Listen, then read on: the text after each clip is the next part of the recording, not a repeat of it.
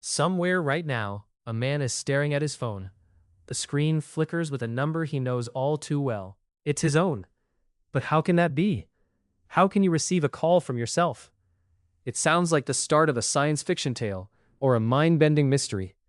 Yet stories like this aren't just confined to movies or urban legends. They happen. Calls from your own number appear on caller ID, sometimes with no one on the other end, sometimes with a chilling silence or a strange whisper. What's going on here? Why would someone's phone show their own number calling them? And how does that make sense in a world where phones are supposed to connect us to others, not ourselves? To unravel this, we have to dive into a world where perception and reality blur. Imagine the man picking up this call, heart pounding, mind racing. Is it a prank? A glitch? Or something more unsettling? The mystery deepens when you consider that these calls sometimes precede real threats, identity theft, fraud, or even scams designed to trick and trap. But how did this strange phenomenon begin? It's not just a modern technological quirk. It's tied to ancient fears and human behaviors that stretch back centuries. To understand it, we go back to a time before phones existed at all. Long ago, people lived in tight-knit communities where trust was everything. Messages traveled by word of mouth, and strangers were met with suspicion. The unknown was dangerous, and uncertainty meant survival was at risk. People learned to pick up on subtle cues, to read faces and voices for hidden threats. Pattern recognition was a skill honed daily. Was that knock on the door friend or foe?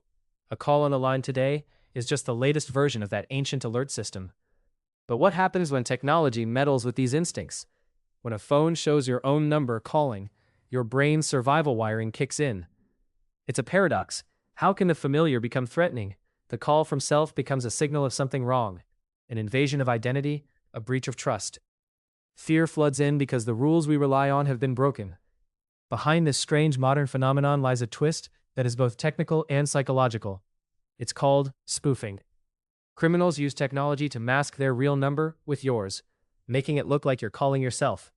This is not a glitch, it's a weaponized deception. The goal? To confuse, scare, and manipulate, to exploit the very instincts that have kept humans safe for millennia. Yet there's an irony here. The ancient human mind, so adept at spotting danger, is now being fooled by a trick that only exists in our modern digital world. The call from self is a mirror reflecting our vulnerabilities back at us. But the story doesn't end with fear or suspicion. It reveals something deeper about who we are and how we trust. The call from yourself wasn't meant to connect you, but to disconnect you from certainty, safety, and the boundaries of identity. Which makes you wonder, in a world where technology can imitate our very selves, what does it mean to be who we are? And if one day your own number calls you again, will you answer? Or will you hang up on the stranger disguised as you?